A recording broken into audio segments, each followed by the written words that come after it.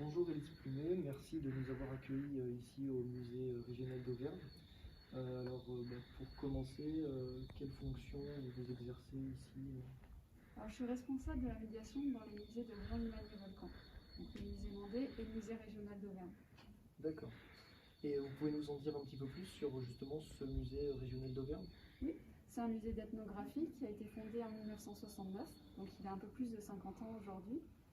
Et il regroupe des objets de la vie quotidienne qui proviennent tous de l'Auvergne historique, c'est-à-dire le Puy-de-Dôme, le Cantal, une partie de la Haute-Loire et une partie du Cantal. Ce sont des objets qui ont été utilisés au XIXe siècle et au début du XXe siècle. Donc il est organisé de manière thématique, chaque vitrine a une thématique propre, mais les objets qui sont dans cette vitrine proviennent de lieux différents, ont été utilisés par différentes personnes. Et derrière chaque objet, en fait, c'est des histoires de vie qui nous sont racontées. Comment vous êtes venu l'idée de mélanger la BD et l'exposition régionale? Eh bien, l'année dernière, c'était l'année 2020, année de la bande dessinée, consacrée ainsi par le ministère de la Culture.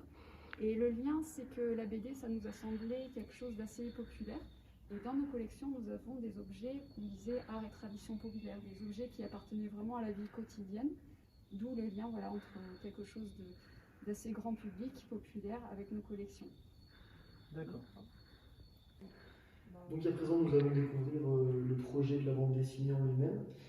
Est-ce que vous pourriez nous en dire éventuellement un peu plus par rapport à l'origine du projet, la collaboration, dans quelle atmosphère il a été créé, tout ça? Oui, alors ça a été assez particulier puisque le projet s'est monté pendant le premier confinement et c'est ma collègue Anne Chanona, qui est responsable des collections de ce musée, qui est aussi commissaire d'exposition, qui a mené le projet. Elle a contacté des auteurs de bande dessinée, leur a fait la proposition de travailler avec nous et ceux qui ont accepté, elle leur a envoyé ensuite des images des vitrines de notre musée avec des petits textes explicatifs. Par exemple, elle a envoyé la vitrine du berger en expliquant la vie des bergers à cette époque. Alors on a eu de la chance parce que les 15 auteurs qui ont voulu participer au projet n'ont pas choisi tous la vitrine du berger. Ils ont tous choisi des vitrines différentes. Donc ça nous a permis comme ça de répartir leurs planches dans l'ensemble du musée. Alors par rapport à leur choix les uns des autres, certains sont partis de souvenirs personnels. Par exemple ici, Boris Sabatier a choisi un objet en particulier qui était la faux. Il a mis en scène dans ce petit récit qui raconte un épisode assez émouvant, un instant du quotidien entre un père et un fils. Et de manière très pudique, en fait, il nous parle de cette relation entre père et fils. Donc là, c'est plutôt un souvenir, quelque chose de personnel, en fait, qui a attiré l'auteur. Dans d'autres cas, c'est par exemple pour Laurent Bordier, aussi un souvenir personnel. Il a choisi le thème de la dentelière parce que sa propre grand-mère faisait de la dentelle et aussi parce qu'en même temps que le montage de cette exposition, il préparait un projet sur le thème de la dentelle.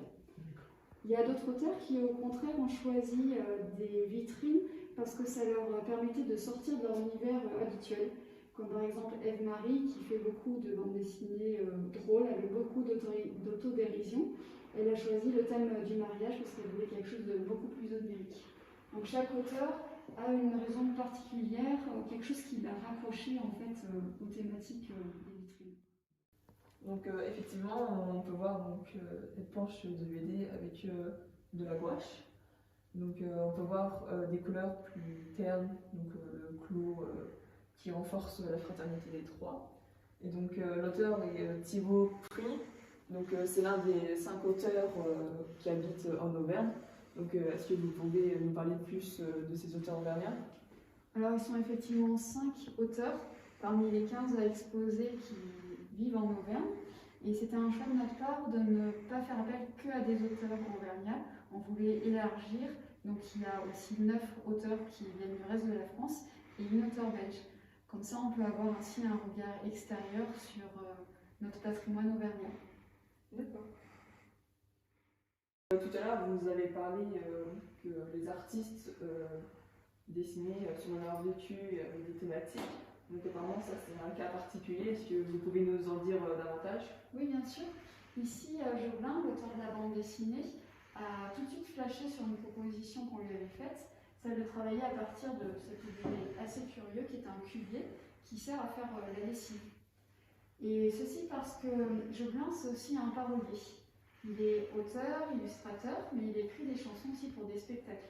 Et il connaissait très bien un poète et chansonnier qui s'appelle Gaston Coutet, qui a vécu à la fin du XIXe siècle. Et il avait en tête un texte assez joli sur le thème de la lessive. En fait, dans ce texte, il y a un parallèle entre un homme qui a vécu une vie de débauche à Paris, qu'on voit ici, qui retourne à la campagne auprès de sa mère au moment où elle est en train de faire la lessive. Et cet homme vient laver son linge, mais en fait, il vient surtout laver son âme. Alors tout à l'heure, j'avais évoqué le cas de Laurent Bordier, qui a choisi la thématique de la dentelière parce que ça évoquait pour lui les souvenirs de sa grand-mère. Dans le musée, les objets ont plusieurs vocations. Tout d'abord, ils vont soutenir un discours, disons, scientifique qui est porté par le musée, mais ces objets sont aussi là pour éveiller chez les visiteurs des souvenirs, des expériences, pour susciter les émotions. Si on veut impliquer les visiteurs, c'est certainement le meilleur procédé à adopter. Si on met un visiteur uniquement en situation de contemplation ou en lui donnant uniquement des informations scientifiques, ça va pas forcément le toucher. Alors que si on l'encourage à aller chercher dans son vécu, dans ses sentiments, peut-être que là, ça va éveiller davantage sa curiosité. Donc le cheminement qui a été emprunté par les auteurs, on aimerait que ça encourage les visiteurs à suivre ce même cheminement. Donc dans les contraintes que vous avez demandé aux artistes, en plus de la thématique, il y a donc l'effet des 2 planches. Donc je trouve ça un peu court pour raconter une histoire, donc comment ça se fait? Effectivement, chaque auteur avait l'objectif de créer une histoire avec uniquement 2 planches de format A3 et de nous transmettre par voie numérique pour que nous on puisse en fait en faire un tirage par la suite adapté à la taille de la vitrine. Alors ça peut paraître court par rapport à un album, mais en même temps ça peut paraître très long aussi par rapport à d'autres types de bandes dessinées.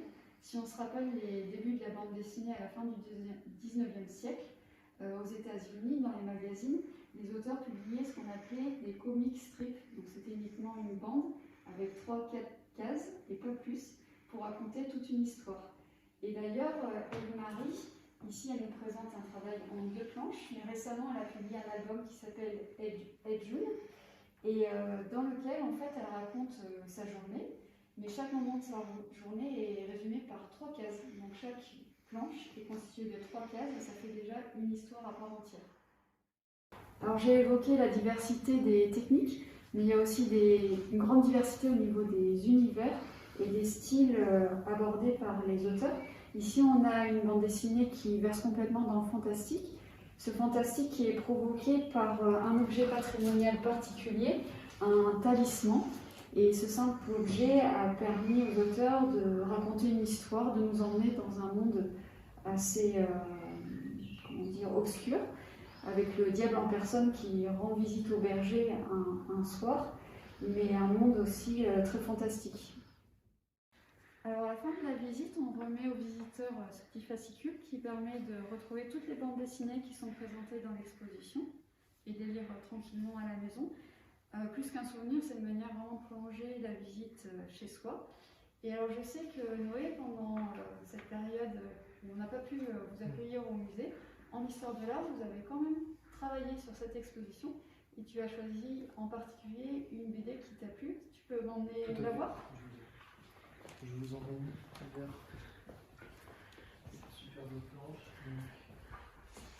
Donc comme vous l'aviez bien dit, étant donné que les conditions sanitaires ne nous ont pas permis de venir ici pour voir cette exposition, on a su s'adapter à la situation et donc grâce à notre professeur dans l'enseignement d'histoire des arts, on a étudié quand même justement toutes ces œuvres, toutes ces créations. Donc on a eu par exemple, je vous montre rapidement le petit fascicule justement de l'exposition, donc sur lequel on a pu travailler sur les différentes œuvres sans pouvoir venir les voir.